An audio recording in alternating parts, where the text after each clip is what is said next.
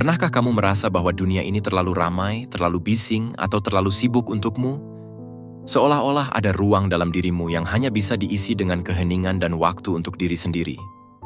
Bukan berarti kamu membenci orang lain, tetapi berada di tengah keramaian seringkali menguras energimu. Rasanya lebih nyaman menikmati waktu sendirian, merenung, atau melakukan hal-hal yang membuatmu merasa utuh. Mungkin kamu sering bertanya-tanya, mengapa kamu merasa seperti ini? Apakah ini normal?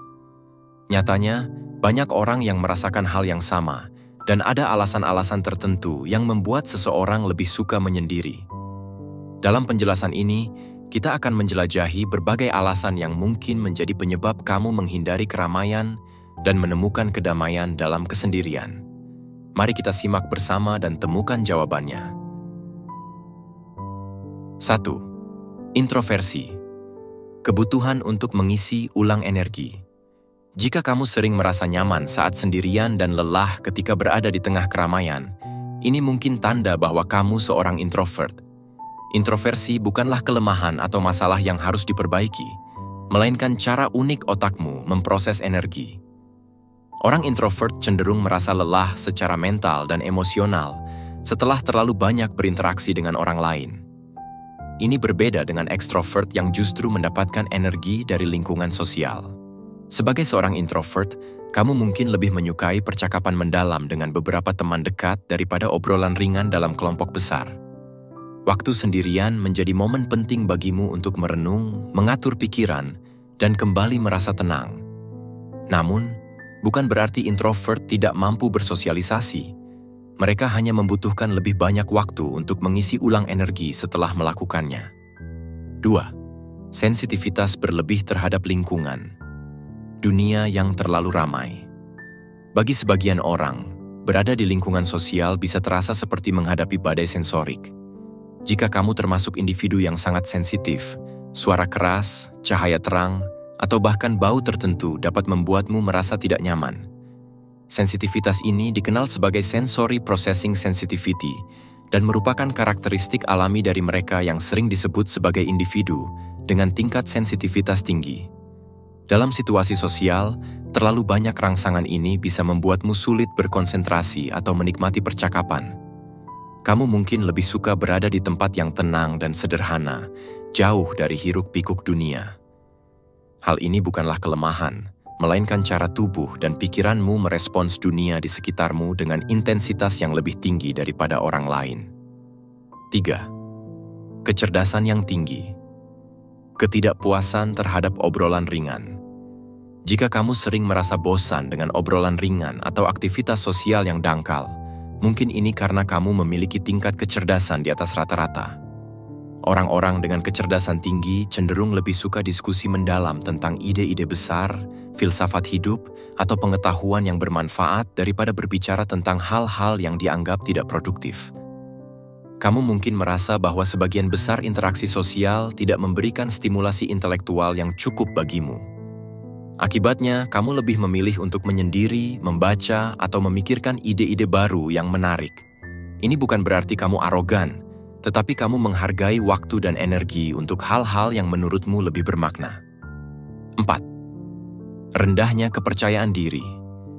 Ketakutan akan penilaian orang lain. Merasa tidak cukup baik, tidak cukup menarik, atau tidak cukup pintar sering menjadi alasan mengapa seseorang menghindari lingkungan sosial. Jika kamu merasa rendah diri, kamu mungkin khawatir akan pandangan orang lain terhadap dirimu. Ketakutan ini bisa membuatmu enggan berbicara atau bersosialisasi karena kamu merasa bahwa orang lain akan menilai setiap kata atau tindakanmu. Sayangnya, rendahnya kepercayaan diri ini bisa menghambat pertumbuhan pribadimu dan membatasi peluang untuk membangun hubungan yang sehat. Jika kamu sering merasa seperti ini, cobalah untuk berbicara dengan seorang profesional atau mencari dukungan dari orang-orang terdekat yang bisa membantumu melihat potensi besar yang ada dalam dirimu. 5. Kecemasan sosial. Rasa cemas di tengah keramaian. Kecemasan sosial adalah kondisi yang membuat seseorang merasa cemas atau takut ketika harus berinteraksi dengan orang lain. Jika kamu pernah merasa gugup, takut dihakimi, atau bahkan panik saat berada di keramaian, Ini bisa menjadi tanda bahwa kamu mengalami kecemasan sosial. Orang yang mengalami kecemasan sosial seringkali menghindari situasi di mana mereka harus berbicara di depan umum, bertemu orang baru, atau bahkan berpartisipasi dalam acara sosial sederhana. Meskipun menghindari situasi ini mungkin memberikan rasa lega sesaat, hal ini juga bisa membuatmu kehilangan banyak peluang untuk berkembang dan membangun hubungan positif. Dengan terapi yang tepat, seperti terapi perilaku kognitif, kamu bisa belajar mengelola kecemasan ini dan merasa lebih nyaman dalam situasi sosial. 6. Kurangnya keterampilan sosial. Sulitnya membuka diri. Apakah kamu merasa canggung ketika mencoba berbicara dengan orang lain? Jika iya, ini bisa jadi karena keterampilan sosialmu masih perlu diasah. Keterampilan sosial bukanlah sesuatu yang otomatis dimiliki oleh semua orang, terutama jika kamu tumbuh di lingkungan yang tidak banyak mendukung interaksi atau komunikasi terbuka. Mungkin kamu berasal dari keluarga yang jarang berbicara satu sama lain, atau terlalu sibuk dengan masalah masing-masing. Akibatnya, kamu merasa kesulitan memulai percakapan, membaca isyarat sosial, atau mengekspresikan perasaanmu dengan cara yang tepat. Orang-orang di sekitarmu mungkin salah paham dan menganggapmu tidak peduli atau bahkan dingin. Namun, jangan khawatir. Keterampilan sosial bisa dipelajari dengan latihan yang konsisten. Mulailah dari hal kecil, seperti tersenyum, memberikan salam, atau berbicara dengan orang-orang yang kamu percayai. Dengan waktu dan kesabaran, kamu akan merasa lebih percaya diri dalam bersosialisasi. 7. Stres yang berlebihan. Beban yang menguras energi. Ketika hidup terasa begitu sibuk dan penuh tekanan, wajar jika kamu merasa ingin menjauh dari orang lain. Stres bisa muncul dari berbagai aspek kehidupan, seperti pekerjaan, hubungan, atau tanggung jawab pribadi. Ketika stres menumpuk, kamu mungkin merasa bahwa waktu sendirian adalah satu-satunya cara untuk mengembalikan ketenangan. Meskipun istirahat sejenak dari interaksi sosial bisa membantu meredakan stres, terlalu sering mengisolasi diri justru dapat memperburuk keadaan. Hubungan dengan orang-orang terdekat bisa merenggang, dan kamu mungkin mulai merasa kesepian. Penting untuk menemukan cara mengelola stres, seperti meditasi, olahraga, atau berbicara dengan seseorang yang kamu percayai. Jangan biarkan stres menghalangimu untuk tetap terhubung dengan orang-orang yang peduli padamu. 8. Pengalaman traumatis. Luka yang sulit disembuhkan. Pengalaman traumatis di masa lalu bisa menjadi alasan kuat mengapa kamu merasa sulit berada di sekitar orang lain. Trauma bisa muncul dari berbagai situasi, seperti penolakan, penghinaan, atau bahkan kekerasan fisik atau emosional. Luka-luka ini dapat meninggalkan bekas yang mendalam di hatimu, membuatmu merasa bahwa menjauh dari orang lain adalah cara terbaik untuk melindungi diri. Trauma yang tidak diatasi dapat berkembang menjadi gangguan stres pasca trauma, PTSD, yang membuatmu merasa terisolasi dan sulit untuk mempercayai orang lain.